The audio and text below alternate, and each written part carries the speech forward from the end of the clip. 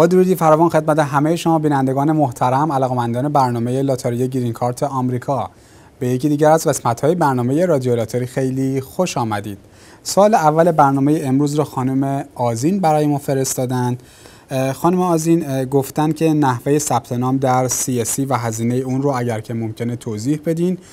خانم آذین برای ثبت نام در CSC کافیه که به وبسایت usvisa-info.com مراجعه بکنید و از طریق این وبسایت یک مرکز پستی رو برای خودتون تعیین بکنید. تعیین یک مرکز پستی در وبسایت usvisa-info.com براتون هزینه‌ای در بر نخواهد داشت و شما نباید هزینه‌ای رو بپردازید و کاملا رایگان هستش.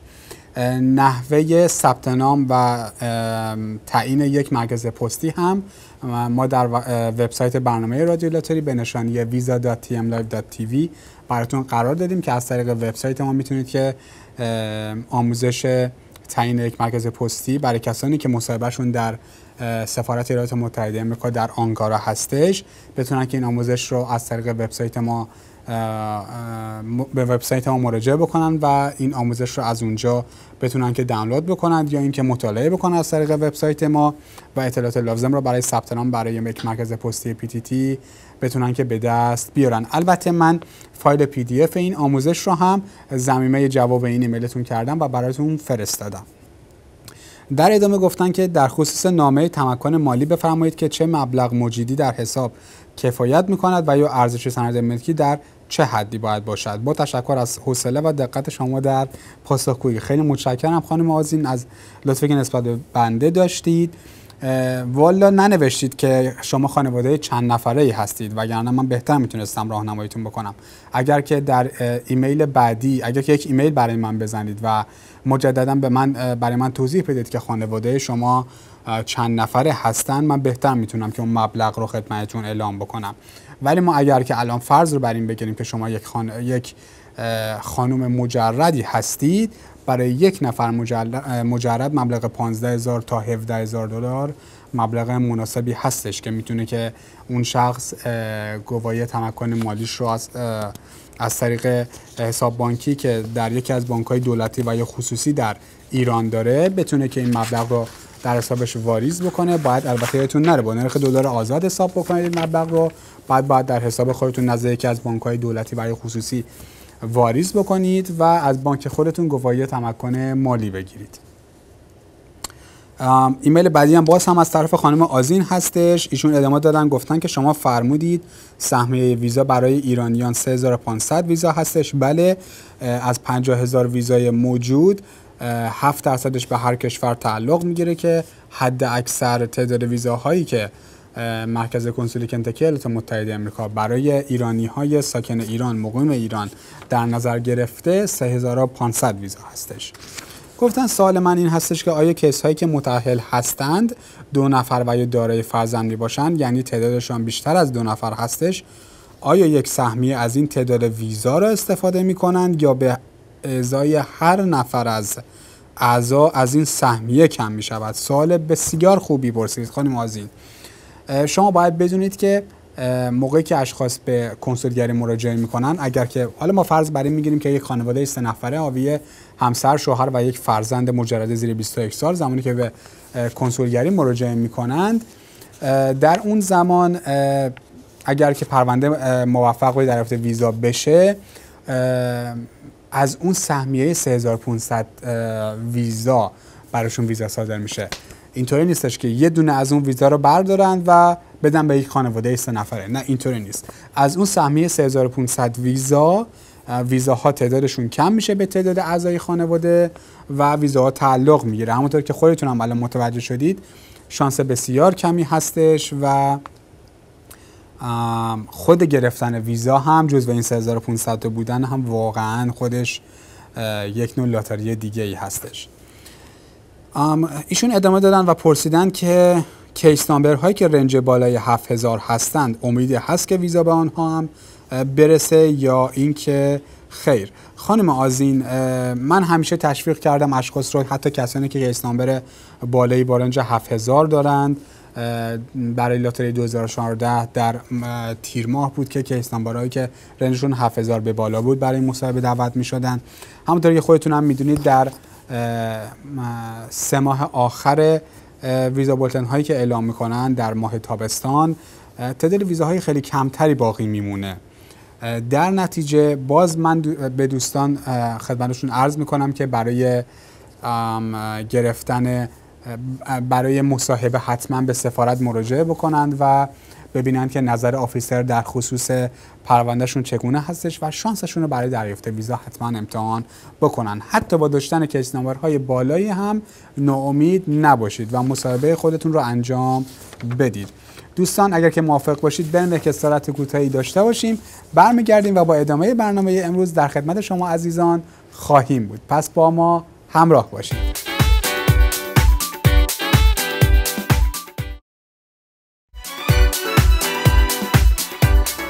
به قسمت دوم برنامه امروز خیلی خوش آمدید. ایمیل بعدی رو آقای شاهین برای ما فرستادن. شاهین میگه که 26 سالشه، مجرده و برنده لاتاری 2015 با شماره کیس نامبر 7800 هستش.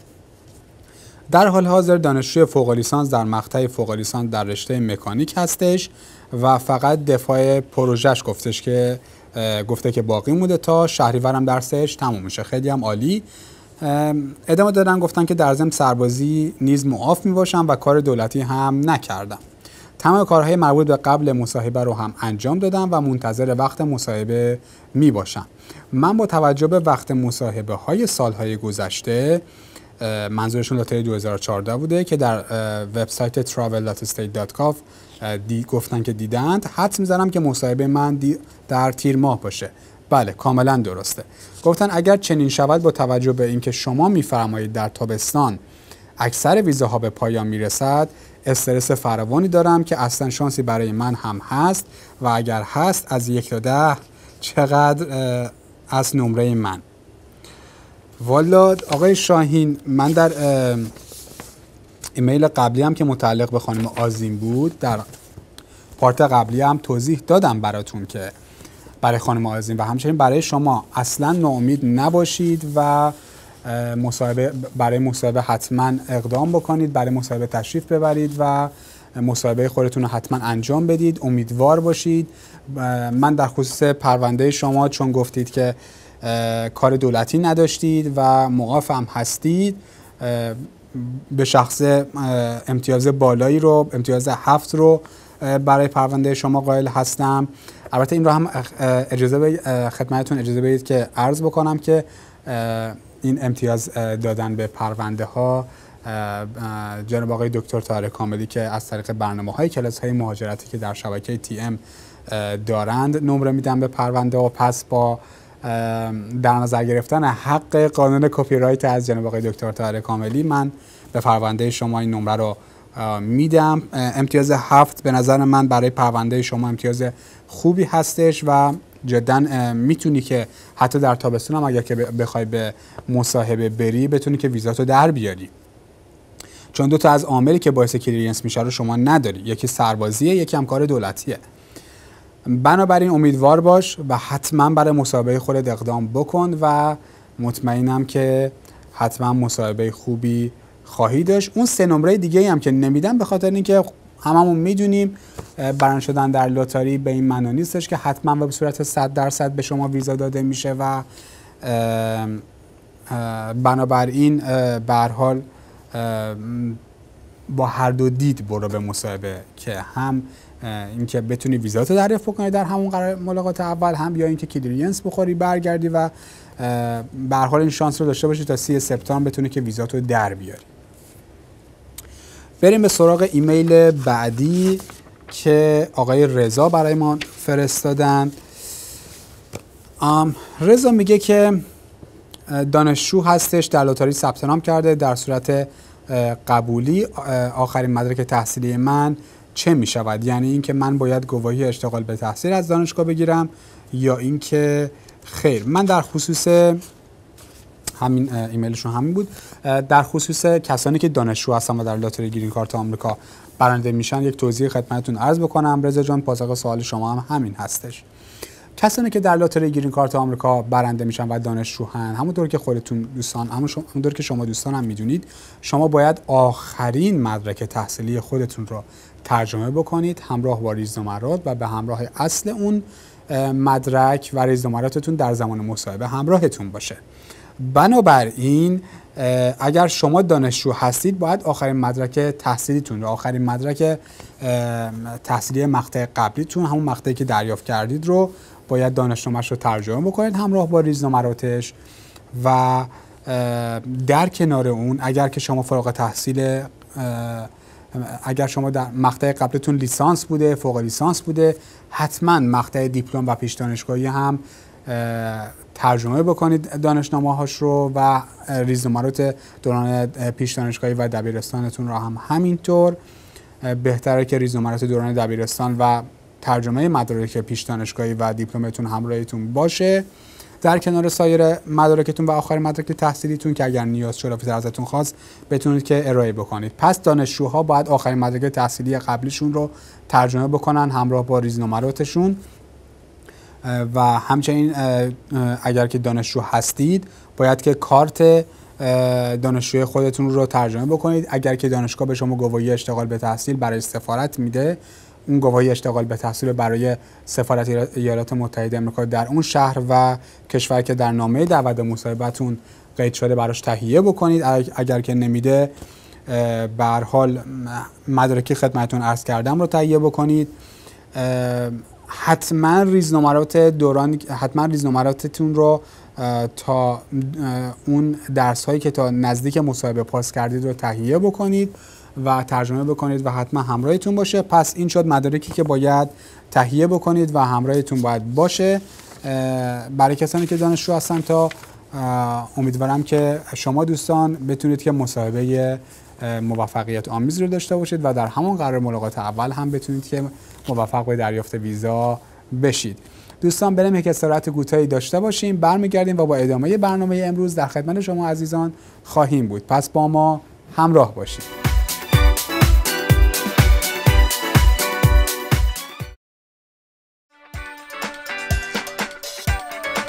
به قسمت سوم برنامه امروز خیلی خوش آمدید. ایمیل بعدی برنامه امروز رو دوستی برای ما فرستادن و گفتن که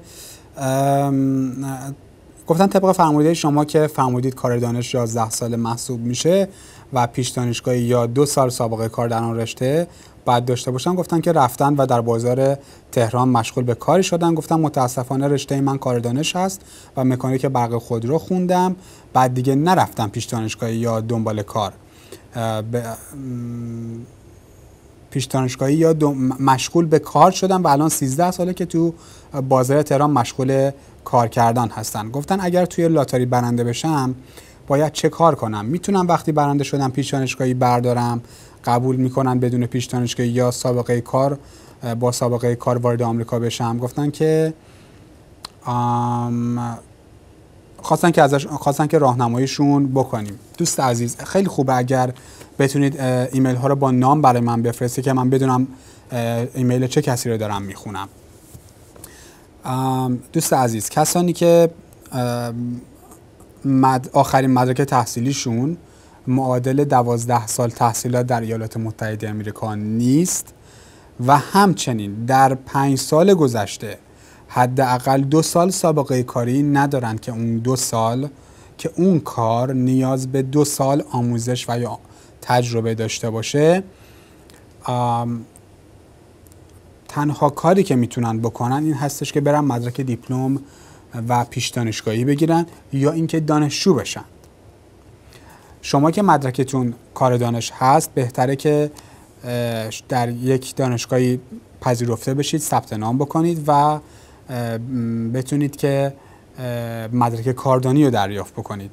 اگر که فکر میکنید مدرک دیپلم و پیش دانشگاهی خیلی سریعتر میتونید اخذ بکنید، تشویقتون میکنم برای گرفتن مدرک دیپلم و پیش دانشگاهی اقدام بکنید، چون کاردانی فکر میکنم 2 سال 2.5 سال طول دوره تحصیلش هستش. بنابراین توصیه که من برای شما دوست عزیز دارم این هستش که مدرک تا قبل از اینکه نتایج لاتاری گرین کارت آمریکا اعلام بشه برای گرفتن مدرک پیش دانشگاهیتون با دیپلم و پیش دانشگاهیتون اقدام بکنید. چرا؟ چون خودتون هم میدونید به هر حال کسانی که در لاتاری گرین کارت آمریکا ثبت نام میکنن نتایجش از دو حالت خارج نیست: یا شما جزو برنده های لاتاری گرین کارت آمریکا هستید یا اینکه نیستید. اگر که بودید حداقل اون کارهایی که نیاز بوده رو انجام داده باشید که بعداً دیگه استرس این رو نداشته باشید که چه اتفاقی در زمان مصاحبه براتون خواهد افتاد. پس کارهایی که خدمتتون توضیح دادم رو انجام بدید. برای گرفتن مدرک پیش دانشگاهی و دیپلم و پیش دانشگاهیتون اقدام بکنید. امیدوارم که تا زمانی که جزو برنده لاتاری گرین کارت آمریکا بودید و زمان مصاحبتون فرا برسه بتونید که مدرک دیپلم و پیش دانشگاهیتون رو اخذ بکنید که ترجمه اونها رو حتما باید به سفارت ارائه بکنید. سوال بعدی رو دوستی با نام آقای علی برای من فرستادن. علی میگه مادر بنده در لاتاری 2015 قبول شده، اما مدرک تحصیلی ایشان دیپلم ناقص 12 ساله هستش. تا سال آخر درس خوانده اما تعدادی از درس‌های سال آخر رو نیمه تمام رها کرده. لازم به ذکر است زمان تحصیلات ایشان دیپلم 12 ساله بوده. سوال من از شما این است که با گرفتن مدرک دیپلم فنی مشکل حل می شود؟ خیر آقای علی، به خاطر اینکه ما الان نمیدونیم که اگر ایشون دیپلمشون رو بگیرن از نظر آموزش پرورش کشور ایران دیپلمشون 12 ساله محسوب میشه با توجه به قانونی که در گذشته بوده یا اینکه خیر. پس کاری که شما باید انجام بدید این هستش که به اون آموزش پرورش منطقه‌ای که ایشون تحصیل می‌کردند مراجعه بکنید و از مسئولان آموزش پرورش بپرسید که اگر که الان ایشون برای اتمام تحصیلاتشون در مقطع دیپلم اقدام بکنند آیا تحصیلاتشون 12 ساله تلقی میشه یا اینکه خیر. اگر که میشد که خب هیچ مشکلی وجود نداره. تحصیلات در نظام قدیم چه دبیرستان چه هنرستان 12 ساله بودن. در نظام جدید هست که متفاوت هستش. اگر نبودن برای گرفتن دیپلم با پیش دانشگاهی من تشویقتون میکنم که مادرتون اقدام بکنند و بتونن که تا زمان مصاحبه برای گرفتن برای ترجمه های مدارکشون بتونن که اقدامات لازم رو انجام بدن. ایمیل بعدی برنامه امروز رو آقای مهرداد برای ما فرستاده. مهرداد میگه که من در نیروی هوایی ارتش خدمت کردم ولی به دلیل گرفتن امریه از یک وزارتی گفتن فقط مدت 5 ماه در نیروی هوایی دوره آموزش نظامی و پس از آن در اداره مهندسی نیروی هوایی بودم و بقیه خدمتم رو در یکی از وزارتخانه هایی که در کشور هستند گفتن گذروندم و کارت پایان خدمتم از نیروی هوایی گفتن که اخذ کردم. حالا میخواستم بدونم که به آفیسر سفارت آمریکا چگونه این وضعیت رو توضیح بدم که ایشون گیج نشود. آیا آفیسر میداند امریه چیست و این مورد برای من دردسرساز نمیشود؟ نمیدونم شما اطلاع دارید که امریه به این معناست که همواره تعدادی از افسران وظیفه متخصص پس از انجام آموزش نظامی بنا به درخواست متقاضی و وزارتخانه‌های تخصصی با وسایل واحد نظامی آموزش دهنده ترخیص و تا پایان دوره سربازی در آن وزارتخانه به صورت مجانی خدمت می‌کنند و آن وزارتخانه از آن تخصص ایشان استفاده میکنه و این کار به صورت یک مأموریت بوده و در نهایت کارت پایان خدمت از واحد نظامی مربوطه صادر میشه و حتی غیبت‌ها و تخلفات افسر وظیفه و حتی اضافه خدمت نیز توسط واحد نظامی می باشد و وزارتخانه ها هر ماه گزارشی از حضور و کیفیت خدمت افسر وظیفه به واحد نظامی ارائه می کنند. در آخرم عذرخواهی کردم از اینکه طولانی شده. خیلی ممنونم از این توضیحاتتون. بله بنده اطلاع دارم از وضعیت خدمت سربازی در ایران و از راه و روش هایی که شما میتونید که بتونید که امریه بگیرید از ارگان ها و سازمان های نظامی کشور، ولی انقدر دیگه طولانی برای آفیسر توضیح ندید. خیلی کوتاه و مختصر بله برای آفیسر توضیح بدید. آفیسر هم میدونه، به تمامی قوانین حاکم در ایران واقف هستن و همه چیز رو کاملا میدونن. شما براشون خیلی کوتاه و خیلی سریع توضیح بدید که در کجا خدمت کردید و در اونجا چه سمتی داشتید و چه کاری رو انجام میدادید. همین. اگر سوالات بیشتری داشت بتونید که بیشتر در خصوصش براش توضیح بدید. دوستان به پایان برنامه امروز رسیدیم. از اینکه وقت با ارزش خودتون رو برای تماشای این برنامه قرار دادید ازتون تشکر میکنم. امیدوارم که از برنامه امروز لذت و استفاده کافی رو برده باشید. راه‌ها و پل‌های ارتباطی برنامه رادیو لاتاری هم که معرف حضور همگیتون هست. میتونید به وبسایت ما به نشانی visa.tmlive.tv مراجعه بکنید. فراموش نکنید که از طریق ایمیل ما به نشانی dv@tmlive.tv میتونید که با من در تماس باشید و سوالات خودتون رو مانند سایر دوستان برای بنده ارسال بکنید. من از طریق ایمیل خیلی سریعتر پاسختون رو تقدیمتون میکنم، ولی از طریق تلویزیون چند هفته‌ای عقب هستم که امیدوارم به بزرگی خودتون ببخشید. فراموش نکنید که از طریق شبکه‌های اجتماعی برنامه رادیو لاتاری، فیسبوک، گوگل پلاس و توییتر بتونید که ما رو دنبال بکنید. ما اخبار مربوط به لاتاری گرین کارت آمریکا رو از طریق شبکه‌های اجتماعیمون و وبسایت برنامه رادیو لاتاری در اساس وقت در اختیار شما عزیزان قرار میدیم. برنامه‌های گذشته رادیو لاتاری هم فراموش نکنید که از طریق وبسایت ما، شبکه‌های اجتماعیمون و سایت یوتیوب میتونید که تماشا بکنید. از اینکه وقت با ارزش خودتون رو برای تماشای این برنامه قرار دادید ازتون تشکر میکنم و تا یک برنامه دیگه و یک رادیو لاتاری دیگه همه شما دوستان رو به خدای بزرگ میسپارم. تا درودی دیگر بدرود. موفق و پیروز باشید.